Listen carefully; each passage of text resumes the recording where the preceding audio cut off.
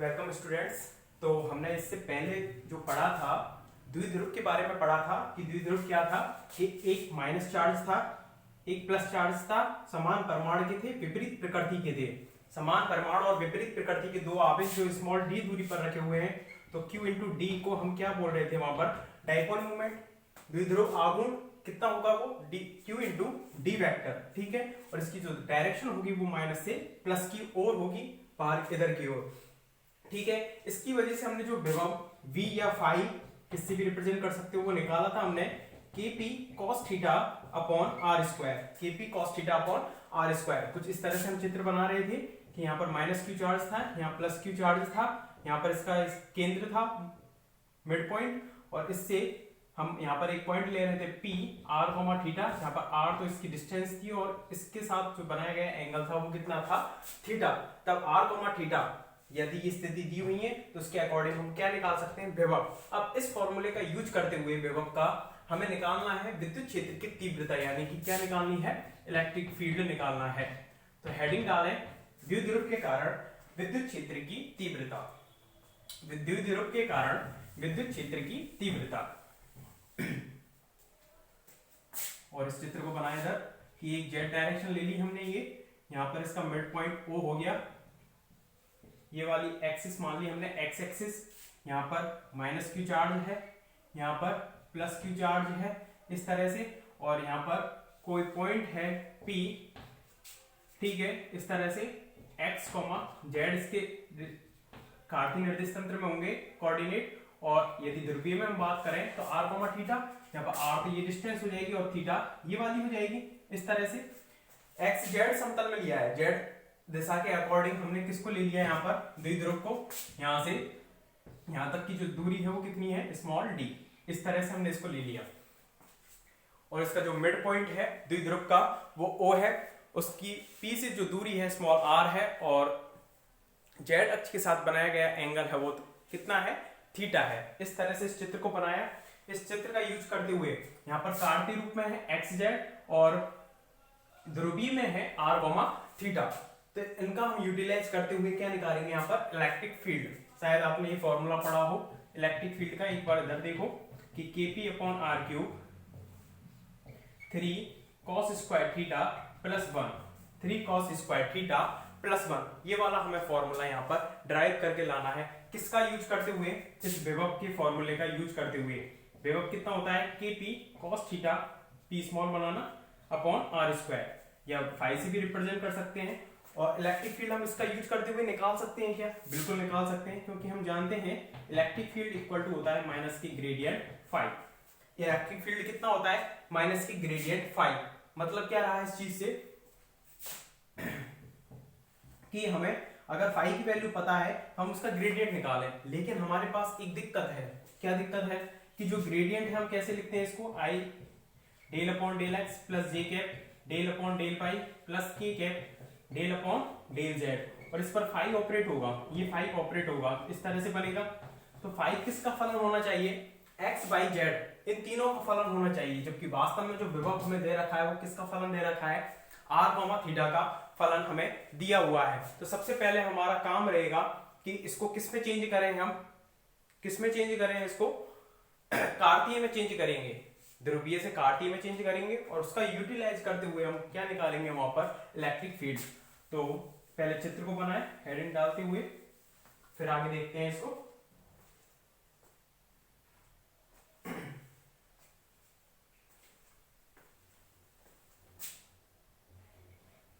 ये पॉइंट पर चार्ज रखा हुआ है, इसको A बोल दिया पॉइंट को, और इसको B बोल दिया। चित्र बना लिया होगा आपने।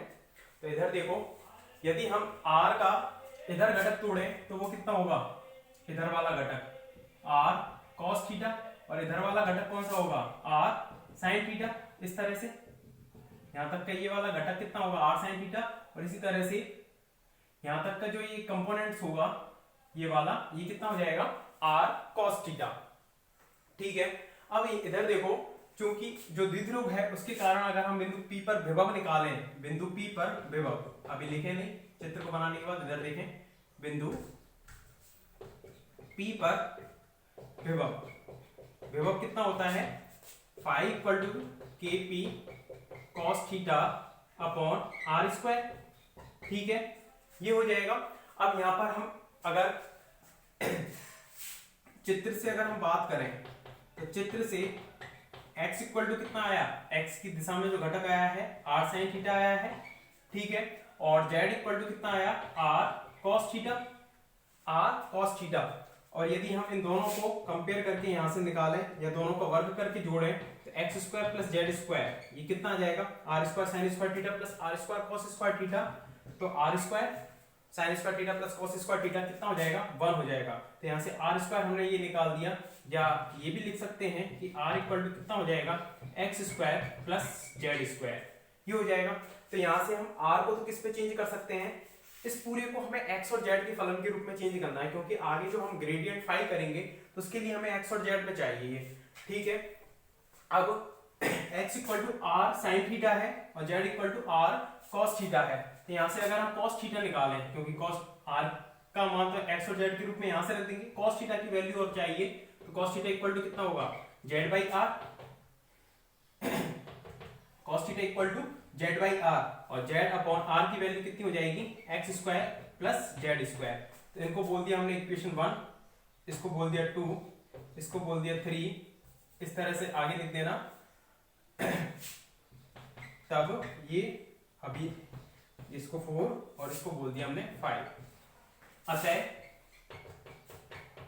समीकरण 1 से अगर हम बात करें, फाई इक्वल टू के कांस्टेंट है, पी कांस्टेंट है, cos थीटा की वैल्यू हम कितनी रखेंगे यहाँ पर, z upon x square plus Z square का रूट, ये रख दिया, किसकी वैल्यू, cos थीटा की वैल्यू। ठीक है, और अपॉन में आर स्क्वायर की वैल्यू रखेंगे तो x square plus Z square. ठीक है, रूट नहीं आएगा क्योंकि आर स्क्वायर की वैल्यू हम यहाँ पर पुट कर रहे हैं।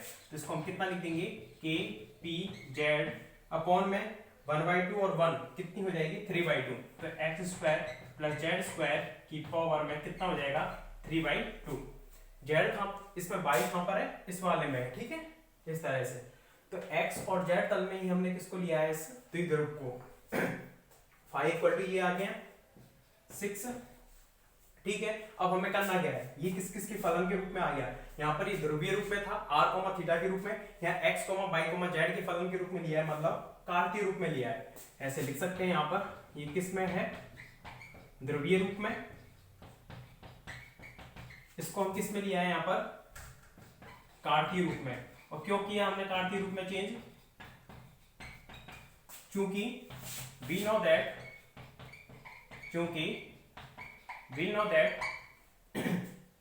E इक्वल टू कितना होता है, माइनस के ग्रेडियंट 5। तो E वेक्टर इक्वल टू हम कितना लिख सकते हैं, minus i cap del 5 upon del x plus j cap del 5 upon del y plus k cap del 5 upon del z. इस तरह से पूरा लिख देंगे हम इस पर, i cap del 5 upon del x plus j cap del 5 upon del y plus k cap del 5 upon del z. इस तरह से लिख दिया। अब यहां पर जो Ex है, हमें तीनों कंपोनेंट निकालने हैं, Ex, E बाई Ez। तो Ex कितना हो जाएगा, जो आई कैप का गुणांक है, यानी कि माइनस के del 5 upon del X, E by कितना हो जाएगा बताओ, माइनस के डेल 5 अपॉन डेल वाई, और Ez कितना हो जाएगा, माइनस के डेल 5 अपॉन डेल जेड। इस तरह से लिख सकते हैं हम, E equal to minus gradient 5 से तीनों कंपोनेंट निकाल लिए, Ex, Ey और Ez। क्यों, हमें टोटल क्या निकालना है, इलेक्ट्रिक फील्ड निकालना है। कैसे निकाल देंगे इसका परिमाण, इलेक्ट्रिक फील्ड का परिमाण निकालना है। किस तरह से निकालते हैं, आई कैप की गुणांक स्क्वायर प्लस जे कैप की गुणांक स्क्वायर प्लस के कैप की गुणांक स्क्वायर का रूट कर देंगे। तो हमें तीनों किसकी जरूरत होगी, Ex, Ey, Ez कंपोनेंट्स की जरूरत होगी। तो इस तरह से हमने Ex, Ey, Ez, और फाई हमें पता है किसके फॉर्म में है, वो x by z के फॉर्म में है यहाँ पर। ठीक है, तो पहले लिखें, इसमें चित्र बना लिया है आपने, उसके बाद लिखें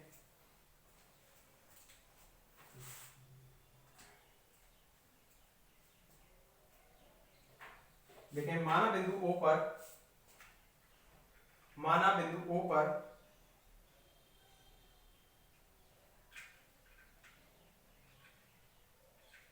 बिंदु O पर z अक्ष के अनुदिश एक द्विध्रुव रखा हुआ है। माना बिंदु O पर z अक्ष के अनुदिश एक द्विध्रुव रखा हुआ है।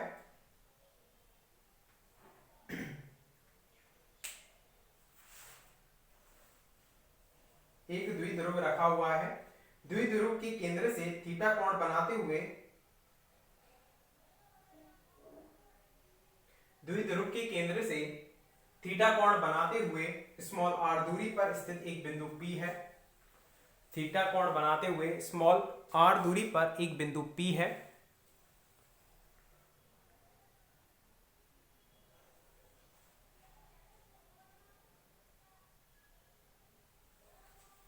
थीटा कोण बनाते हुए एक स्मॉल r दूरी पर स्थित एक बिंदु P है।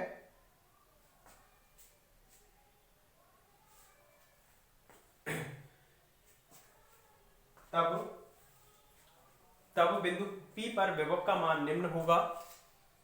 तब बिंदु P पर विभव का मान निम्न होगा, इसको लिख दें। और जहां P इक्वल टू क्या है, P इक्वल टू है Q इंटू डी, ठीक है, आवेश इंटू उनके बीच की दूरी।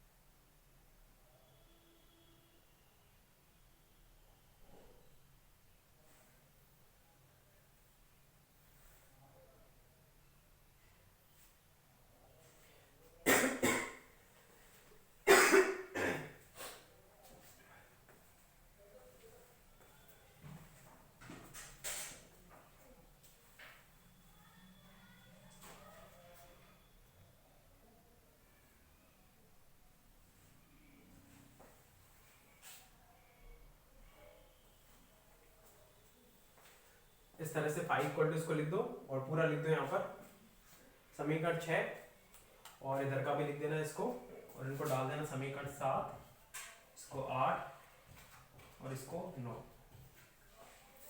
r, थीटा यानी कि ध्रुवीय रूप में ही हमें विभव का मान ज्ञात किया था और ध्रुवीय रूप में ही हम लेकर आएंगे इलेक्ट्रिक फील्ड का मान। लेकिन बीच में जो काम कर रहे हैं हम वो कार्तीय निर्देश तंत्र में करेंगे, क्योंकि हमारे पास जो फॉर्मूला है इक्वल टू माइनस की ग्रेडियंट फाई वो किस में है, कार्तीय निर्देश तंत्र में है। इसलिए हमें उसको कार्तीय में चेंज करना होगा और वहां से उन अवकलनों की वैल्यू निकालनी होगी, इसलिए हमने उसको कार्तीय में चेंज किया था।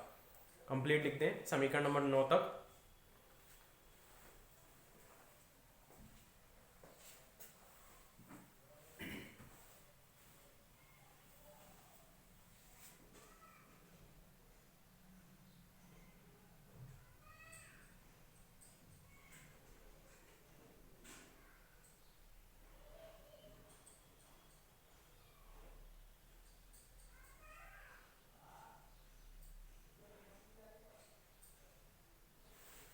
यहाँ पर एक चीज को लिख लेना, इसकी और जरूरत पड़ेगी आगे। इसको 5a इक्वेशन कर देना और इसको 5b। साइन थीटा कितना आएगा यहाँ पर, साइन थीटा आप यहाँ से निकाल सकते हो x अपॉन r, r यानी कि x square plus Z square का रूट, ठीक है। यहाँ से साइन थीटा आप निकाल सकते हो, इसको डाल देना 5b। इसकी जरूरत पड़ेगी आगे, इसलिए यही निकलवा दिया है साइन थीटा भी।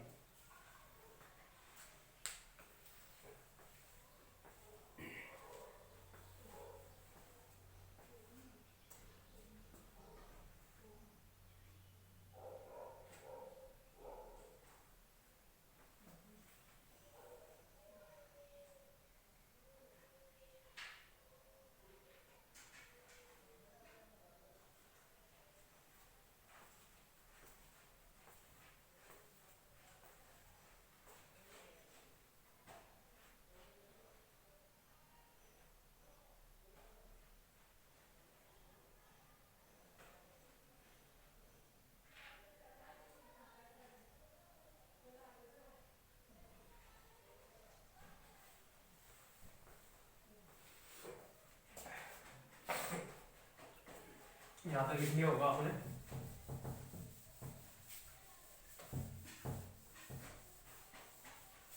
अब देखें समीकरण 7 से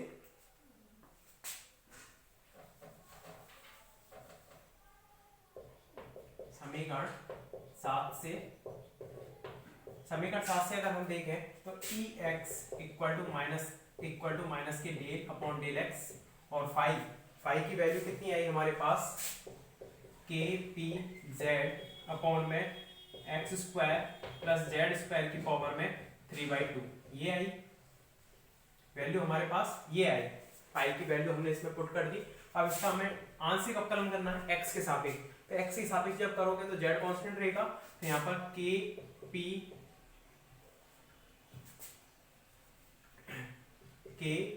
जेड ये तो कॉमन आ जाएगा बाहर, और इसका करेंगे तो इसको ऊपर ले जाएंगे, इसको ऊपर ले जाएंगे तो माइनस के 3/2 x square plus Z square की पावर में एन एक्स की पावर में n-1 माइनस के 3/2 माइनस के 1 यानी कि माइनस के 5/2 हो जाएगा। सीधा सीधा लिख सकते हैं इसको, कितना हो जाएगा माइनस के 5/2, और अंदर का करेंगे इसमें x का, तो x के सापेक्ष कितना होगा 2x हो जाएगा, और जेड स्क्वायर का कितना हो जाएगा 0, क्योंकि x के सापेक्ष आंशिक अवकलन कर रहे हैं इसमें।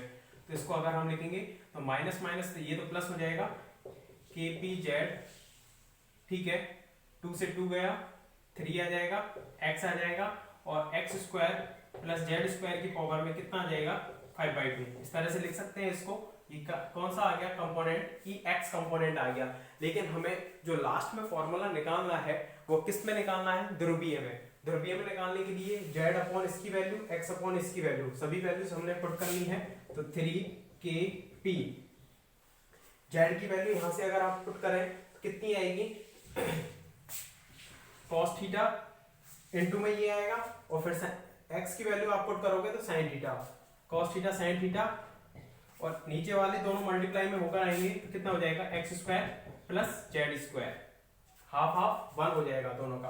और X square plus Z square की जगह आप कितना लिख दोगे यहाँ पर नीचे, x square plus Z square कितने के बराबर था आर स्क्वायर, तो आर की पावर ये कितना बन जाएगा 5, आर स्क्वायर से ये गया 5 बचेगा, ठीक है। और X square plus Z square ये रह गया, तो 3kp sin theta cos theta, इससे आर स्क्वायर बनेगा, आर स्क्वायर से 2 हाथ जाएंगी यानी कि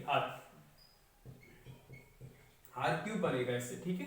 इलेक्ट्रिक फील्ड का जो एक्स कंपोनेंट है इसमें 9 के बाद 10, इसे लिखें कंप्लीट यहाँ तक, 3kp sin theta cos theta upon R cube बन जाएगा।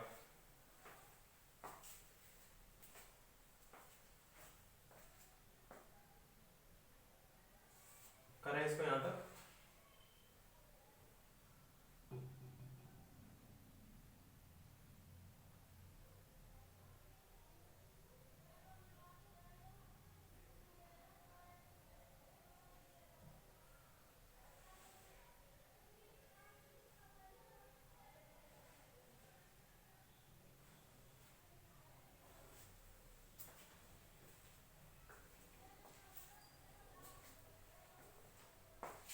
इलेक्ट्रिक फील्ड का एक्स कंपोनेंट आया है, इसी तरह से वाई वाला भी निकालना है और जेड वाला भी निकालना है।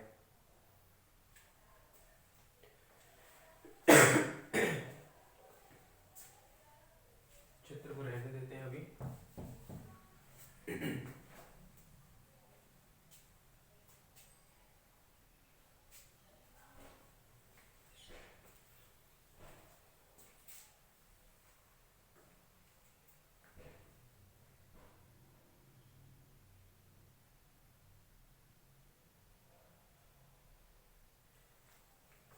ठीक है, ये ई एक्स कंपोनेंट आ गया, यहां तक लिख लेना इसको पॉज करके अगर रह गया है तो।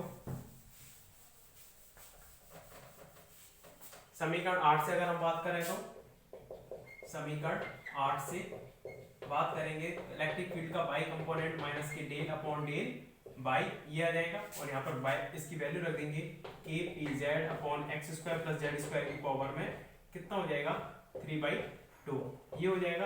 अब बाई के सापेक्ष इसका कर रहे हैं, ये तो केवल x और z का फलन है, तो बाई के सापेक्ष पूरा ही कैसे होगा, कांस्टेंट होगा, तो इसका तो सीधा सीधा अवकलन कितना हो जाएगा 0 हो जाएगा। तो समीकरण 11 ये आ गई।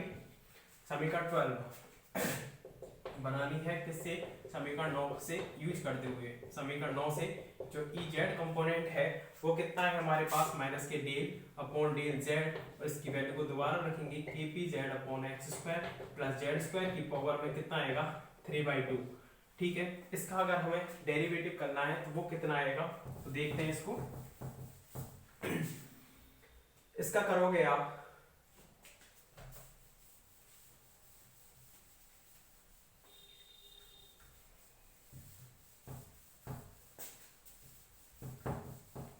देखो इधर जेड के सापेक्ष कर रहे हैं तो ऊपर भी जेड है और नीचे भी जेड है, तो या तो गुणा विधि लगाओ या फिर भाग विधि लगाओ। तो E Z equal to minus में इस तरह से रख दिया हमने बाहर। इसका कर रहे हैं जब हम गुणा विधि लगा लेते हैं, केपी जेड को स्थिर रखा, केपी जेड को स्थिर रखा, 1 इसका करेंगे तो कितना आएगा, -3/2 x square plus Z square की पावर में -5/2, और अंदर का करेंगे तो कितना आ जाएगा, 2z आएगा आपके, क्योंकि z के सापेक्ष कर रहे हैं। पहले की तरह किया है, यहाँ पर किया था एक्स वाले कंपोनेंट पे, केपी जेड को स्थिर रखा, 1 इसका किया है, ऊपर ले जाएंगे -3/2 और ये 5/2 इस तरह से हो जाएगा।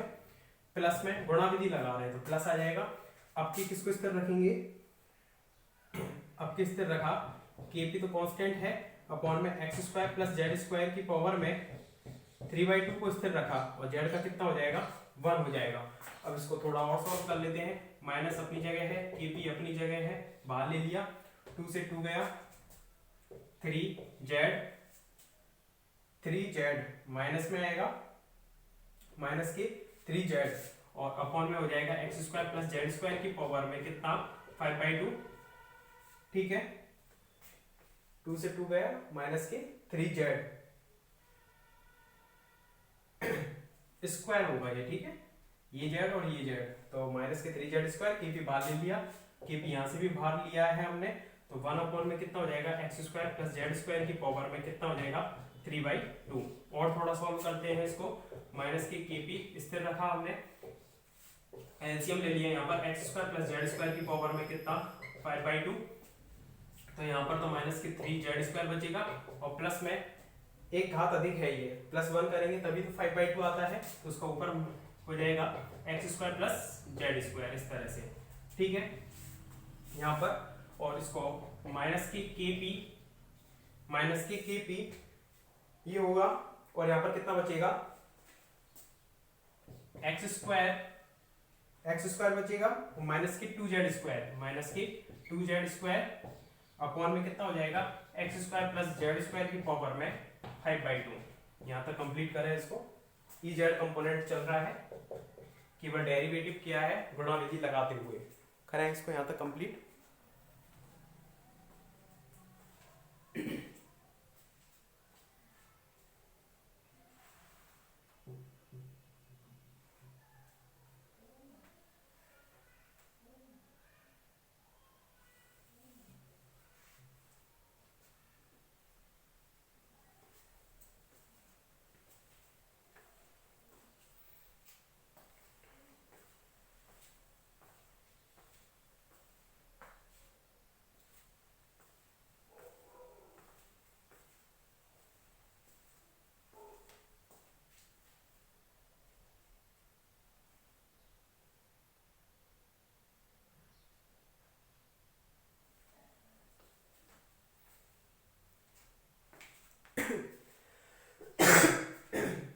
इसे भी r, थीटा में हमें चेंज करना होगा पहले, तो r, थीटा में चेंज करके बता सकते हो।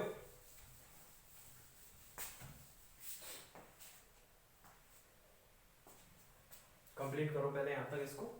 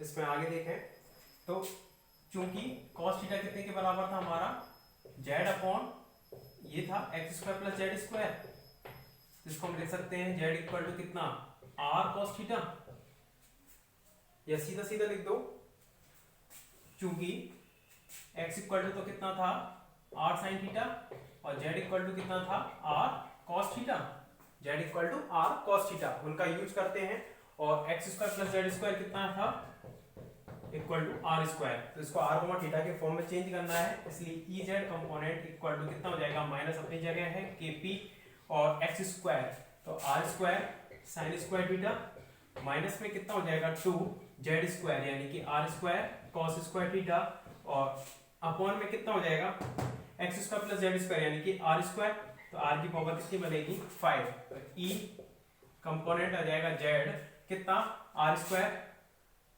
Minus K P upon R cube, R square से आर स्क्वायर से दो घात कट जाएंगे आर क्यूब, और ये हो जाएगा साइन स्क्वायर थीटा माइनस के कॉस स्क्वायर थीटा, इतना लिख सकते हैं इसको, और इस माइनस को अंदर ले गए माइनस का 2 आएगा, ठीक है 2 कॉस स्क्वायर थीटा, और माइनस को अंदर ले गए तो 2 कॉस स्क्वायर थीटा माइनस के साइन स्क्वायर थीटा, ये बनेगा अपॉन में कितना बन जाएगा आर क्यूब और के पी, ठीक है माइनस को अंदर ले गए और इसको डाल देना इक्वेशन नंबर 12, 3 कंपोनेंट आ गए E x E y E z, और तीनों का यूज करते हुए हमें इलेक्ट्रिक फील्ड का मान निकालना है, वो काम करेंगे नेक्स्ट लेक्चर में। ओके थैंक यू, इसे कंप्लीट कर लें पहले।